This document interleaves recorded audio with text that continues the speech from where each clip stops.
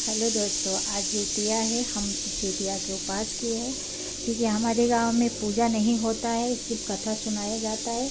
तो ये हमारा जितिया है जो सोने का है। दो हमारा बेटा है, तो दोनों सोने का जितिया ही बनाए हैं। देखिए, तो हम इसको मनी में ही गुथाते हैं। तो देखिए, ये हमारा दोनों बेटे के सोने का जितिया है। तो ये हमारा जितिया है। हम उपवास किए हैं, तो अब हम कथा सुनेंगे। जितिया माई को नहा दिए और दो जितिया और ख़रीद के लाए हैं। वो देखिए दोस्तों, ये दो और जितिया लाए हैं। ये हमारा बच्चे के लिए और एक का ही है। ये दो जितिया और लाए हैं। तो आप लोग कैसे हैं? तो आप देखिए, हम थोड़ा जितिया का पूजा कर लो। कहा है कि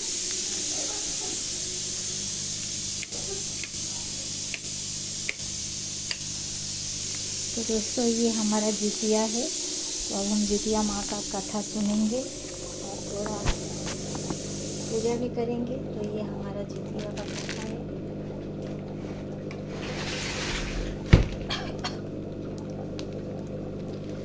ये जितिया माँ है। थोड़ा उसको कथा भी सुनूंगी।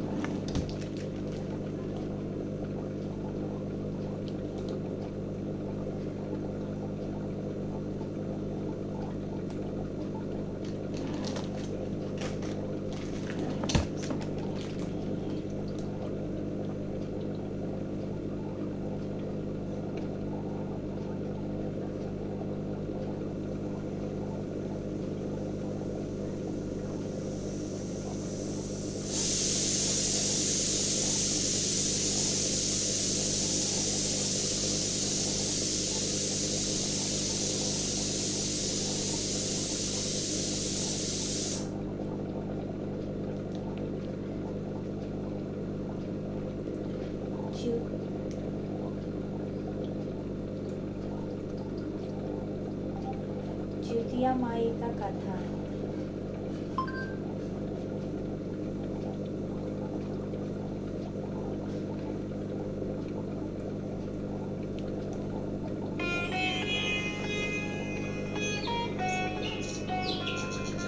नमस्कार, आप सभी का एक बार फिर से स्वागत है हमारे चैनल भक्ति ज्ञान में। आप सभी को जीवित पुत्रिका व्रत की हार्दिक शुभकामनाएं। आइए सुनते हैं जीवित पुत्रिका व्रत की कथा।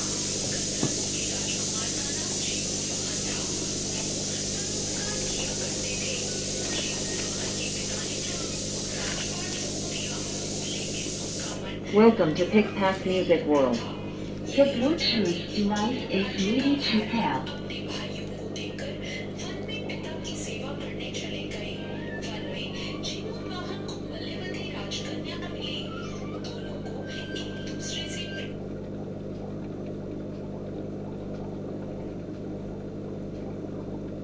PicPac device is now connected.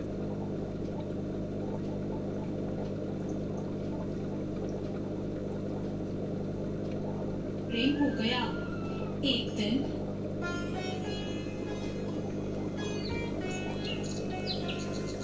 नमस्कार, आप सभी का एक बार फिर से स्वागत है हमारे चैनल भक्ति ज्ञान में। आप सभी को जीवित पुत्रिका व्रत की हार्दिक शुभकामनाएं। आइए सुनते हैं जीवित पुत्रिका व्रत की कथा।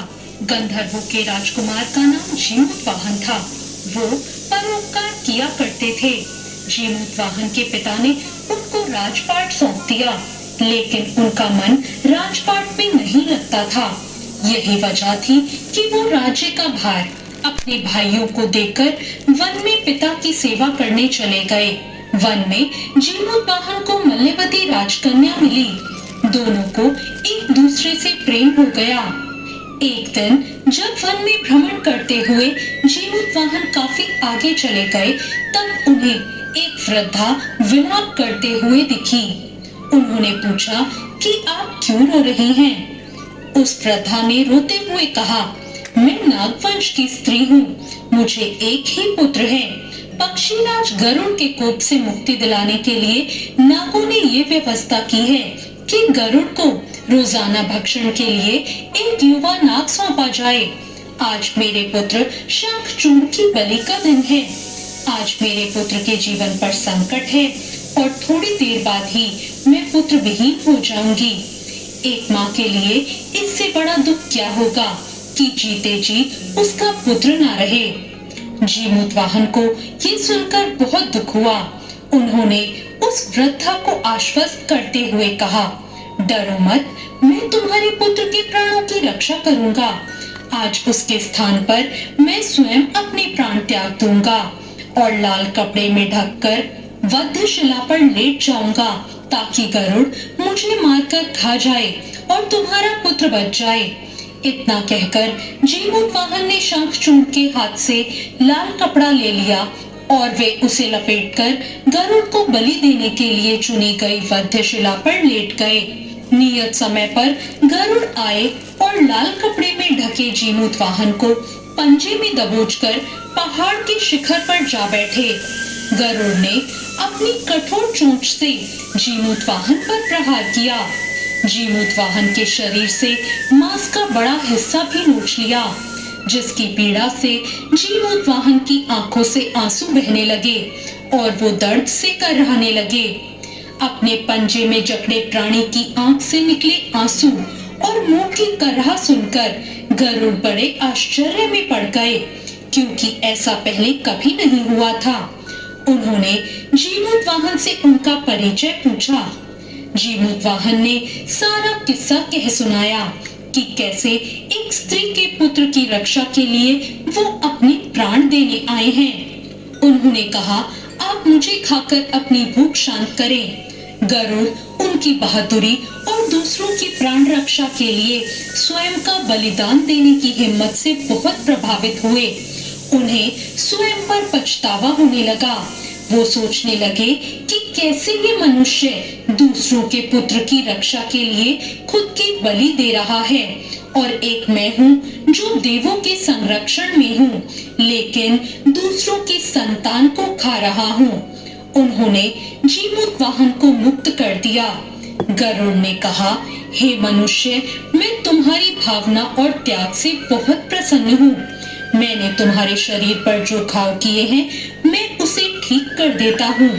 तुम अपनी प्रसन्नता के लिए मुझसे कोई भी वरदान मांग सकते हो। राजा जीमूतवाहन ने कहा, हे पक्षीराज, आप तो स्वयं सर्वसमर्थ हैं। अगर आप प्रसन्न और वरदान देना चाहते हैं तो आप सर्पों को अपना आहार बनाना छोड़ दें। आपने अब तक जितने प्राण लिए हैं उन्हें जीवन दान दें। गरुड़ ने सबको जीवन दान दिया और नागों की बलि न लेने का वरदान भी दिया। इस प्रकार जीमूतवाहन के साहस से नाग जाति की रक्षा हुई। गरुड़ ने कहा कि तुम्हारी जैसी इच्छा वैसा ही होगा। हे राजा, जो स्त्री तुम्हारे इस बलिदान की कथा सुनेगी और विधि पूर्वक व्रत का पालन करेगी, उसकी संतान मृत्यु के मुख से भी निकल आएगी। तब से ही पुत्र की रक्षा के लिए हर साल भाद्रपद मास की अष्टमी पर जीमूतवाहन की पूजा शुरू हो गई। ये कथा कैलाश पर्वत पर भगवान शंकर ने माता पार्वती को सुनाई थी। जीवित पुत्रिका के दिन भगवान श्री गणेश, माता पार्वती और शिव जी की पूजा एवं ध्यान के बाद ये कथा सुनाई जाती है। तो ये थी आज की कथा। आपको ये कथा कैसी लगी कमेंट करके जरूर बताएं। अगर ये कथा अच्छी लगी हो तो वीडियो को लाइक जरूर करें और अब तक आपने मेरे चैनल को सब्सक्राइब नहीं किया हो तो सब्सक्राइब करना ना भूलें। धन्यवाद।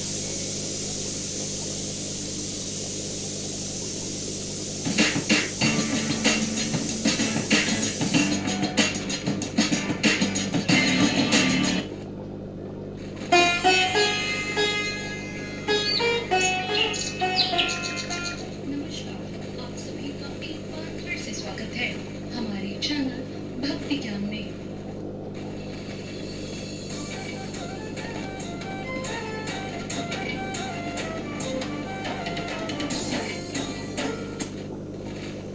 गौरी पुत्र गणेश भगवान की जय।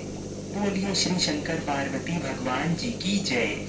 बोलिए श्री जीमूतवाहन जी की जय।